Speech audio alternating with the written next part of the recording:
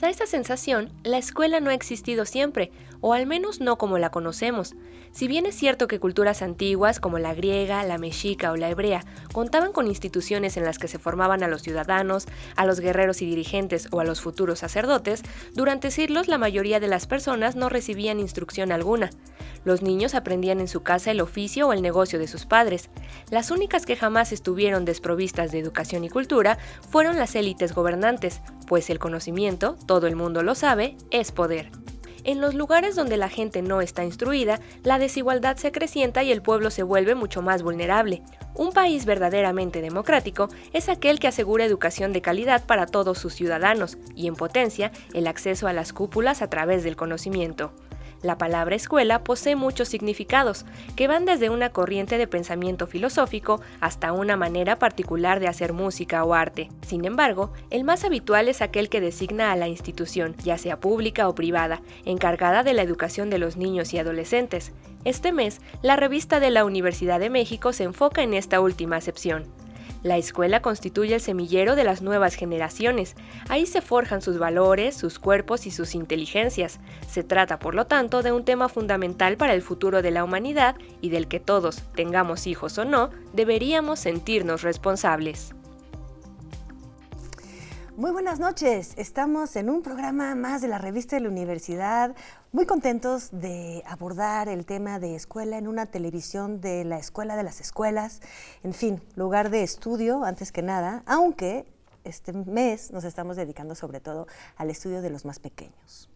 Recibimos con nosotros a Diego Lizarazo, quien es doctor en filosofía por la UNAM, investigador y profesor de tiempo completo en la UAM, además de, la verdad es que la numeralia de sus artículos, textos y participaciones varias es así, rebasa mis manos, rebasa mi memoria.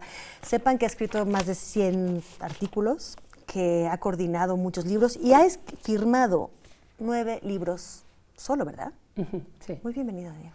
Gracias, ¿Cómo Yael. estás? Muy bien, muy contento de estar aquí. Gracias a ti y a la audiencia.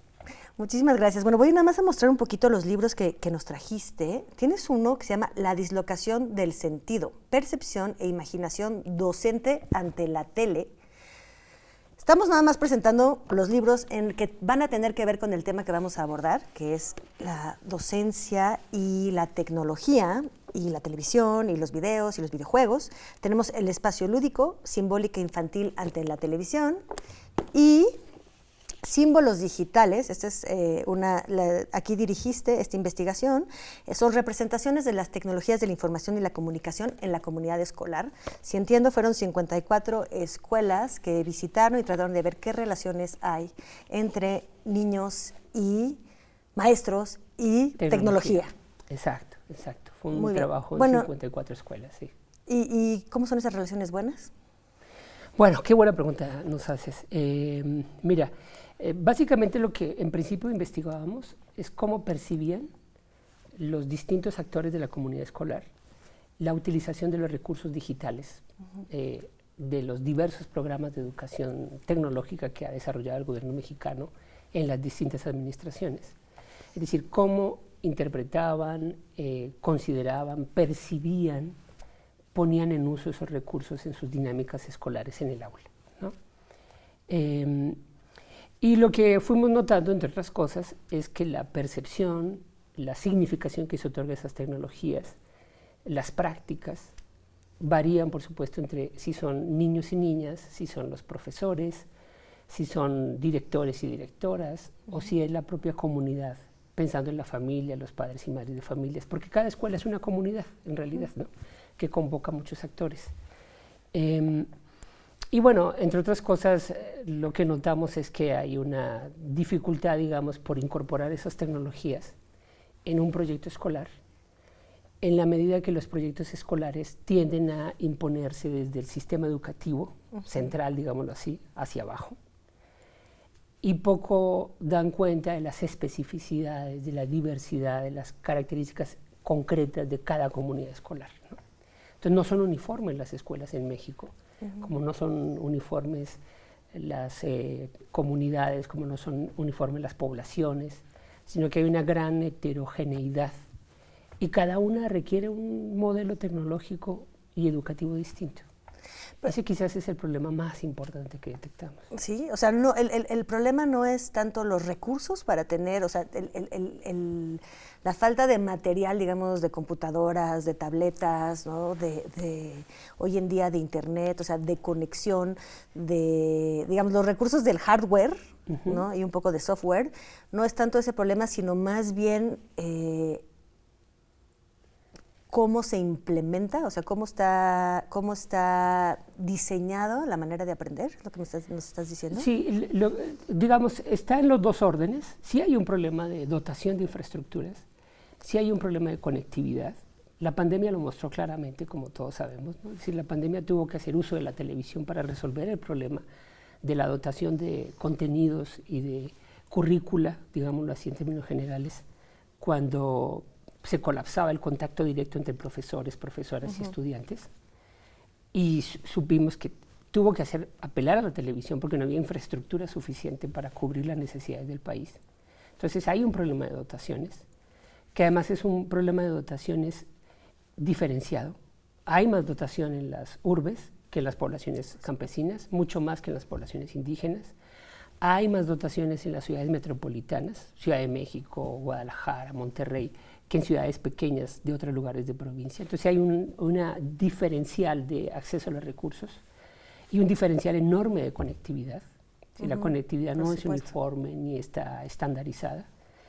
Pero además de eso, hay un problema también de justo la relación entre modelo tecnológico y características específicas de cada comunidad escolar.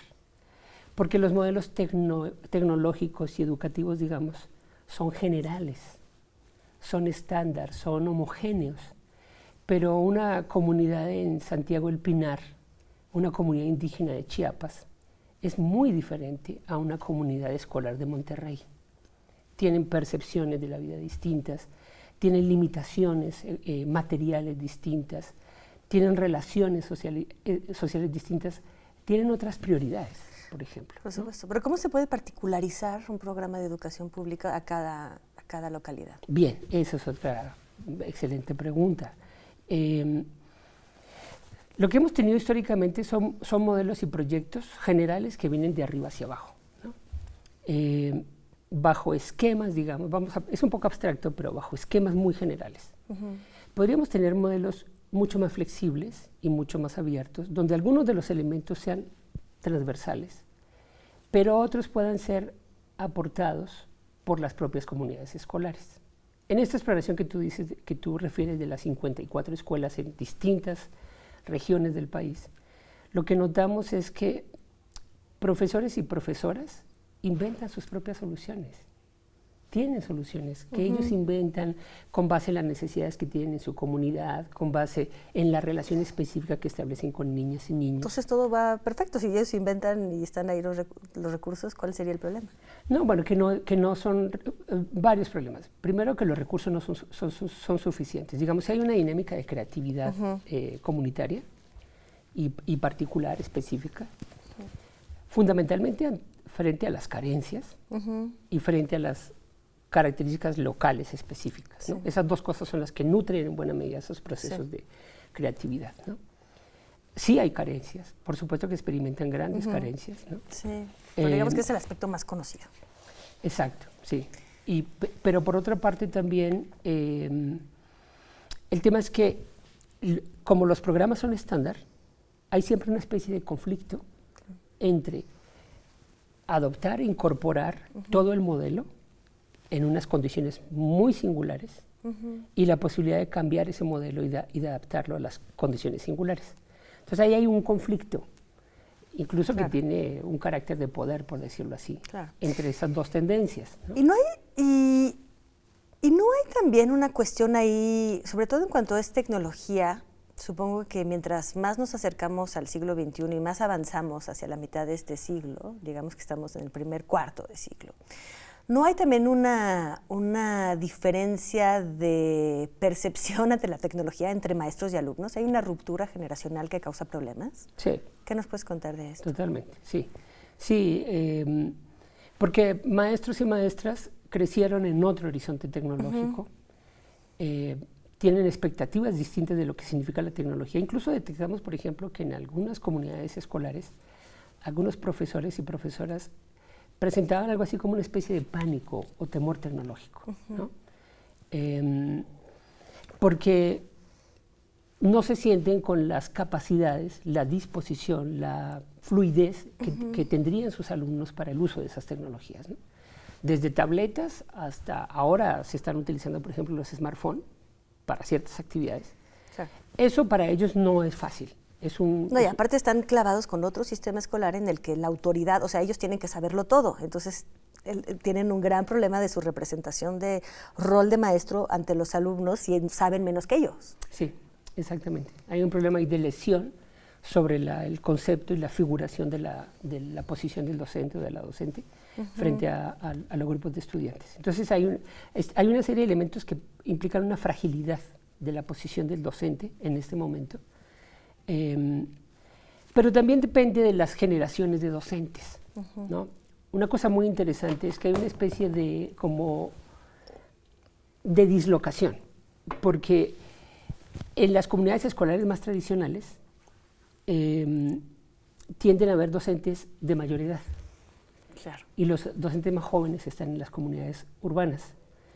Entonces ahí hay una especie de dislocación respecto a las posibilidades de incorporar recursos tecnológicos nuevos donde más se necesita, porque todo el medio es carente frente a lugares que tienen mucha más densidad de recursos tecnológicos, de uso de redes, etcétera, donde hay menos carencia y donde los maestros tienen, justamente porque tienen una mayor edad y más experiencia también, pero tienen menos contacto con esos recursos.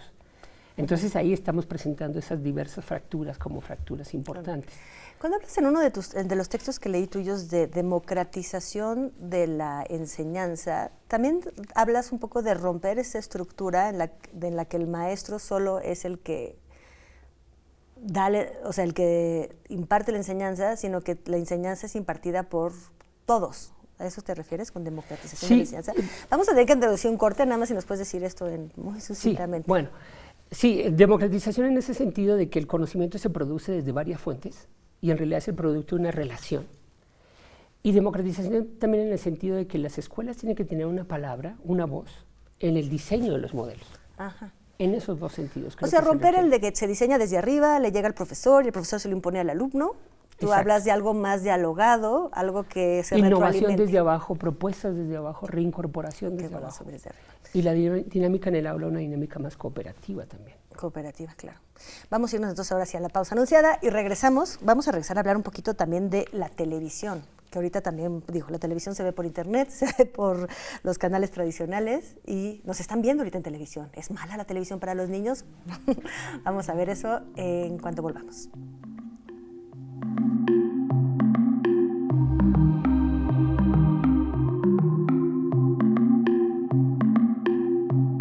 Pues estamos de vuelta con el doctor Diego Lizarazo. Estuvimos hablando un poco de la tecnología, del intento de la educación pública, aunque la privada hace lo propio, para enseñar o por lo menos introducir a los alumnos, familiarizarlos con la tecnología. Pero también hablaste de otra tecnología.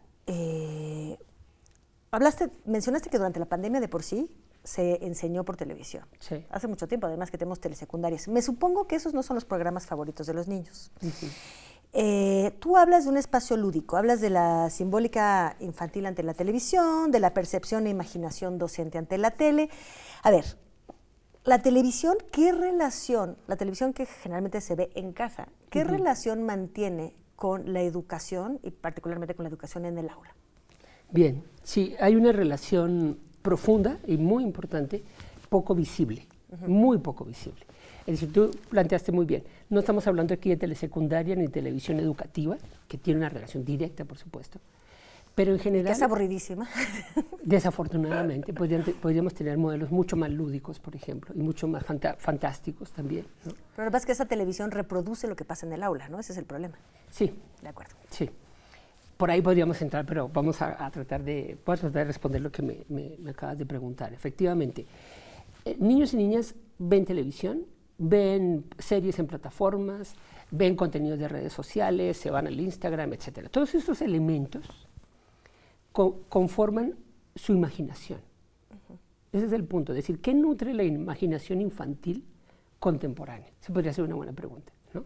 ¿Cuáles son sus fuentes de fantasía?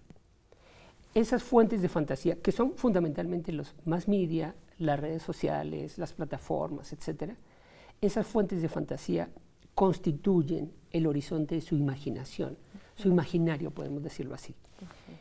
Cuando maestras y maestros trabajan con niños y niñas en la escuela primaria, están trabajando con niñas y niñas que han sido socializados en esos discursos, en esa fantasía.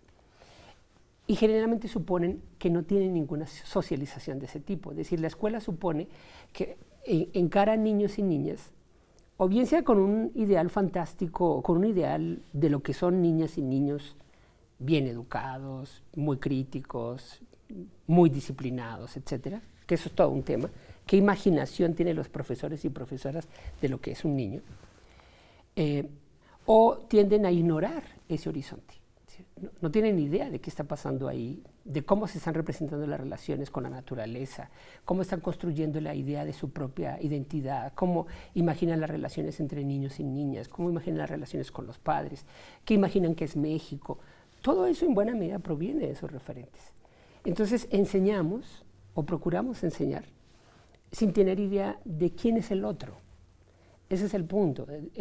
La escuela es un espacio de conversación, de diálogo entre personas, ¿no?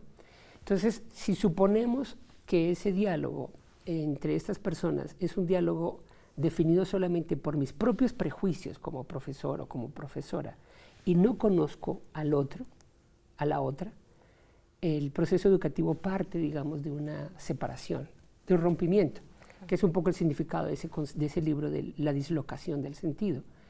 El proceso educativo en su núcleo más fundamental tiene un rompimiento. Y sobre ese rompimiento se produce un esfuerzo de inculcar, de meter contenidos, de disciplinar. Claro, o sea, te estás diciendo que los maestros conciben al niño como un recipiente vacío y en realidad está lleno ya de otras cosas. Cuando habla de México, vamos a decirle que es México, pero el niño ya tiene sus propios referentes y su propio imaginario. Claro. ¿Cómo se puede salvar esta fractura, digamos? Con conocimiento, con conocimiento. Necesitamos... O sea, los profesores tienen que ver las series. Claro, claro. Es decir, yo creo que profesores y profesoras tendrían que tener condiciones estructurales, institucionales incluso, para que puedan tener contacto con las fuentes de imaginación infantil. De acuerdo. Y tendríamos que tener también una escuela en la que niños y niñas puedan hablar de lo que les interesa, pueden hacer sus propios proyectos de investigación. Es decir, podríamos tener una escuela con base en proyectos de investigación y generación de conocimientos a partir de los intereses, las inquietudes, las dudas infantiles. Ahí, digamos, la escuela ya no sería quien habla, sino quien escucha. Es decir, el giro de pasar de una escuela que solo habla y habla y habla y habla, que es lo mismo que decíamos hace un momento. Desde un sistema central se dice lo que los de abajo tienen que escuchar, ¿no? Pues aquí es lo mismo. Es decir, tratemos de hablar menos y de escuchar un poco más. Si escuchamos un poco más a niñas y niños, tenemos una fórmula muy potente para desarrollar un proceso de conocimiento. Es un poco lo que creo que ahí está pasando. Tú planteas también, hablas un poco de los videojuegos y planteabas el caso de un niño que regresa de la escuela fatigadísimo de haber tenido que aprender no sé qué, y sin embargo tiene toda la fuerza del mundo de echarse 4 horas de videojuegos. Sí. ¿En qué aciertan los videojuegos? O sea, ¿por eso hace malo el videojuego? ¿Hay que restringirle? ¿O en qué aciertan los videojuegos que no acierta la escuela? Fundamentalmente en lo que acierta es que produce un espacio para el juego, un espacio lúdico. Es decir, niñas y niños aprenden jugando. Eso es algo que descubrió Piaget hace mucho tiempo y que la escuela no ha logrado incorporar. Y nosotros los adultos también, nosotros también aprendemos jugando. Entre más divertidos estemos, entre mejor nos sintamos, entre más felices estemos, mejor aprendemos las cosas, ¿no? Entonces ese tema de escuela severa, de la escuela así con contenidos muy sistemáticos, de separación entre el horario de clases y el horario de recreo. Yo sé que esto quizás se siente como demasiado rebelde o demasiado disruptivo, pero tenemos que hacernos esas preguntas. ¿Por qué tenemos que seguir con esos horarios de separación entre el momento en que niños y niñas se divierten y el momento en el que se aburren recibiendo unas clases que poco tienen que ver con ellos, justamente porque no tienen que ver con sus problemas o sus intereses. Se puede enseñar matemáticas a partir de los intereses de niños y niñas, se puede enseñar historia a partir de sus intereses, en fin, ¿no? Entonces el videojuego que le da, pues le da un espacio para jugar, un espacio lúdico, en el que se divierte, pero también aprende. Aprende una serie de cosas que no acabamos de ver. Aprende estrategias, por ejemplo. Aprende estrategias para relacionarse con otros. Aprende estrategias para moverse en el espacio. Aprende lógicas de organización del tiempo. Hay un montón de cosas muy importantes que se aprenden en el videojuego que desconocemos y que tendemos a decir, todo esto es negativo, o en realidad esto es un elemento demoníaco que hay que eliminar y hay que prohibirle que se use. Claro, los juegos son predatorios, también es cierto, la mayor parte de los videojuegos son predatorios, ¿no?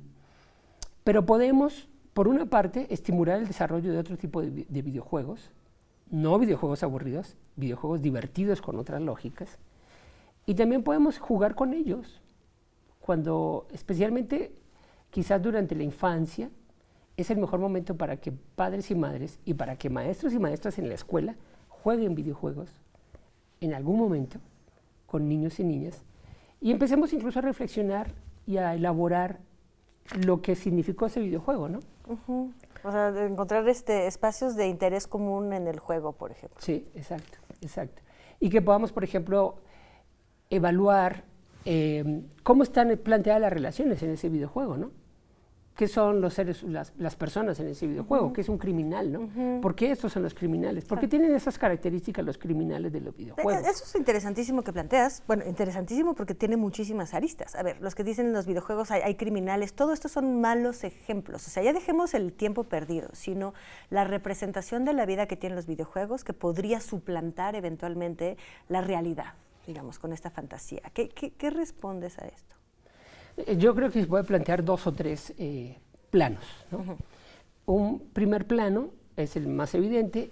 Sí, efectivamente los videojuegos ponen a disposición experiencias de relación violenta, muy agresiva, muy destructiva, de lo social, ¿no?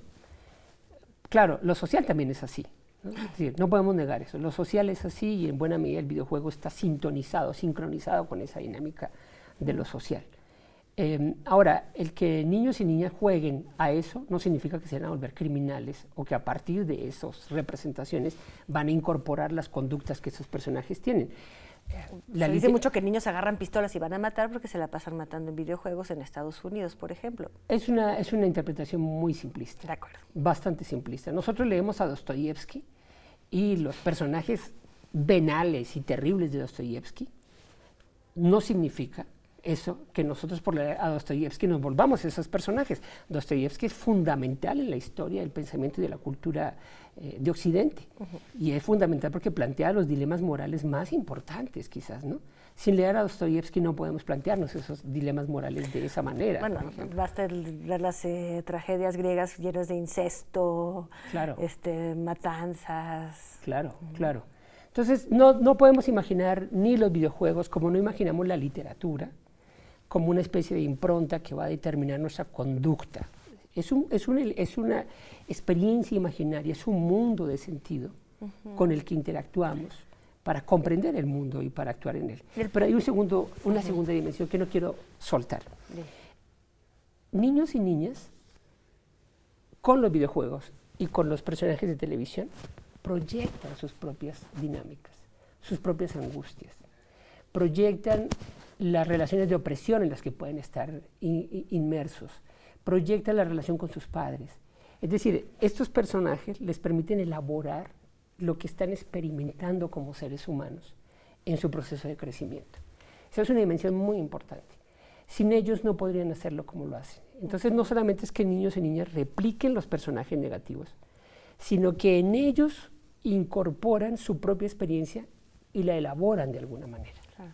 También es importante, tú me dirás, quizás hacer la diferencia también entre el espacio de la representación de la imaginación que son estos lugares del videojuego, estos lugares del libro, donde está la creación de realidades diferentes y la realidad, digamos, o sea, poder hacer esta diferencia y no quizás que se vuelva realidad del videojuego.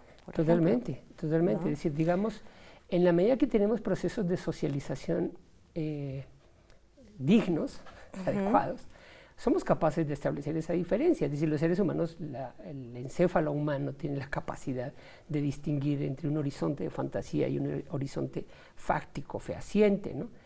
Por supuesto. Un horizonte sin consecuencias, porque se puede imaginar Exacto. lo que sea, y un horizonte con consecuencias. Totalmente de acuerdo contigo, ¿no? Es decir, la literatura como el cine producen un mundo posible, donde se pueden probar todas las posibilidades, porque no hay esas consecuencias, ¿no? Y es importante que tengamos un espacio para probar todas esas posibilidades de vida, de relación, de subjetividad, etcétera. Y ese horizonte incluso alimenta, nutre la realidad, pero no la nutre, digamos, mecánicamente o deterministamente, sino que nos da elementos para que nosotros podamos tener una visión más rica de la realidad, ¿no? Si no tuviésemos todos esos horizontes de fantasía, nuestra visión de la realidad sería pobrísima. Estaría dada por las relaciones puramente inmediatas y lo puramente operativo. Gracias a la literatura, gracias a los mitos, gracias a las leyendas populares, gracias a la televisión, a la cinematografía, tenemos una realidad mucho más rica, llena de elementos simbólicos que la constituyen. De acuerdo.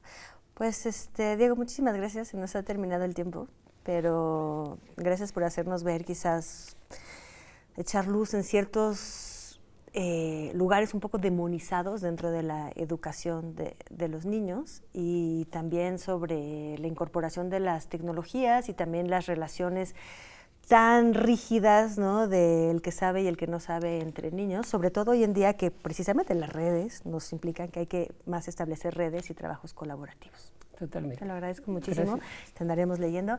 Y bueno, pues ya vieron, sigan fomentando su imaginación con este programa. La tele no está tan mal, al contrario. Les agradezco mucho, muchas gracias a TV UNAM también, y nos vemos la próxima semana para seguir reflexionando en torno a la escuela.